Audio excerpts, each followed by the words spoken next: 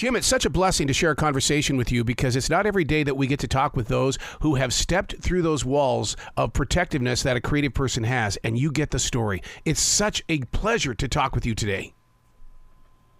Well, thank you. I appreciate that. That's a nice intro. Well, the thing is, Jim, is that you realize that it's not just about what we want as interviewers. You're going in there to help serve the fan as well as sell the product the artist is putting out there. Yeah, I mean, you never mistake the fact that these interviews are transactional. The artist is getting something out of them. They're getting coverage, print, which ostensibly may lead to record sales or concert ticket sales. But I think the concept of Backstage and Beyond has to do with not just selling the record, selling the artist, and talking about things that, you know, yes, some are musical, some are not musical, some are life choices that are made, and some are about songwriting, some are about other influences. And, you know, it happened in an era where the doors were more open to those kind of things, a lot of these. And artists were less guarded than they are now, and there weren't cell phones and cameras. And, you know, people could be a little more, shall we say, free and loose with what they said and what they did. And I was fortunate to be privy to that, and I guess be able to hold up a conversation well enough to get them talking. And a lot of that's there in the book. What was it like to go back and revisit this? Because, I mean, I'm at that point in my career where it's like, okay, who's going to get all these interviews when I'm gone? I mean, and you know, I would love to just donate them to a school of broadcasting of some sort, but would they respect them like you and I do because we were in that moment to get them? Yeah, well, that was really one of the impetuses to write the book. I mean, Ira Robbins, my publisher at Trouser Press, when we were talking about doing it, you know, that was one of the things he said. He said, look, it's kind of a legacy thing. You've got good stories here. And there's some of them are scattered in different forms, you know, on different websites. Rock's Back Pages in England has a lot of these things, not these stories particularly, but a lot of the things I've done.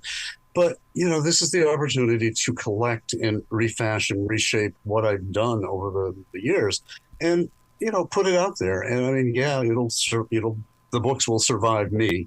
And I guess there's a certain satisfaction in knowing that I did what I did. And at some point along the line in whatever year, people will still pick it up and go, oh my God, yep. You know, I heard about this artist. I don't know that much. And here's a window into who they were. Yeah, the book we're talking about is Backstage and Beyond. Here's why this book is so important. Just yesterday, I was reading an article about who is the listener of classic rock radio stations today. Believe it or not, Generation Z. Those young little monkeys are out there listening to our classic rock. And the thing about it is they don't know the artist, and your book is fitting right in there for them to have that lift. Yes, exactly. I was talking to my cousin who's in that generation about doing this, and he was kind of encouraging me and saying, yeah, people like me, really, we don't know that much. We know the names, but we don't know that much about them, and we're really curious. We're music fans. And, you know, that to me was also sort of like, okay, well, you know, I've got some insights, I've got some stories, and these people have some stories to tell. And there's a wide range in the book from, you know, folkies like Joan Baez and Judy Collins, Katie Lang, you know, to Roy Orbison, to Darlene Love, Richard Thompson, into the punk world, the B-52s, the Gang of Four, you know, some great times with the Pogues, for instance, and the classic rock guys. I mean, John Fogerty, Tina Turner, Neil Young, you know, and these, you know, they're not complete stories in the sense that a lot of these artists have biographies or autobiographies. This is a slice of time that I spent with them, not representative necessarily of their whole life, but of the time that I spent. And it's kind of fascinating to hear, say, Neil Young talk about his immersion at the time into country music, and saying, you know, how many more loud guitar solos can you hear? I'm done with it. And then, of course, 2 years later, right, Ragged Glory. So, you know, there's a lot of fun, I think, in that. And artists can be very adamant and very serious about what they're doing. And then, you know, you look ahead and go, well, that didn't really hold, did it? You know? Have you ever crossed the line with an artist? And I'll give you a good example. When I was with Ian Anderson, I called him a songwriter. He was like, I am not a songwriter. I am a wordsmith. Get it right. Oh, that's interesting. I've got a really really great Ian Anderson. He was Anderson and Tull were one of the new chapters that were added, and I've got this little bit. If you don't mind, it's really funny. Please.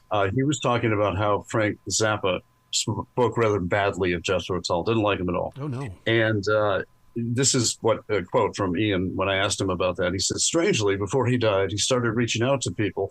I got a message passed to me that Frank wanted to call me, giving me his home phone number. I deeply regret I didn't have the nerve to let the phone ring and have someone pick it up. I called him 3 times, hung up being terrified because I didn't know what to say. I didn't let the phone ring and speak to Frank. How do you deal with a guy that you've carried with you for a couple of decades, the belief that he really didn't like you, and suddenly he wants to call you when he's on his deathbed? Whatever it was he wanted to talk about, I have no idea and will never know now. And, I said, you might think he wants to make amends, but and this I told Ian, I said, but what if he just wanted to say, hey, Ian, you still suck? and Ian laughs and he said, yeah, that's it. That might have been the outcome. I just wanted to call you and tell you before I die. I'm paraphrasing.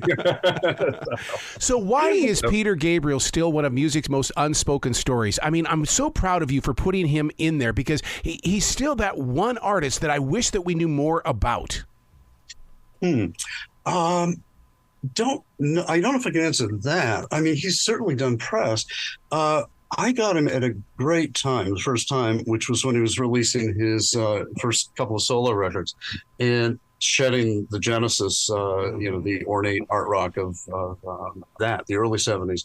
And he had kind of picked up on the new wave idea of shorter songs, more compact songs, still progressive rock, but just in a different context. And he was just terrific talking about character songs, writing from different points of view, like The Intruder being one of them, about somebody breaking into your home.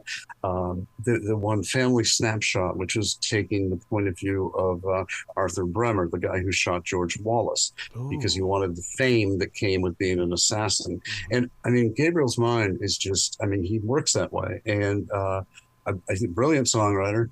And those, early, this was sort of before the big fame that he had after, the Sledgehammer and all those things. Yeah. This was when he was sort of reestablishing himself. And it was a great period. It was almost like a new artist in a way, just so enthusiastic about what they were doing and doing such great stuff. Wow.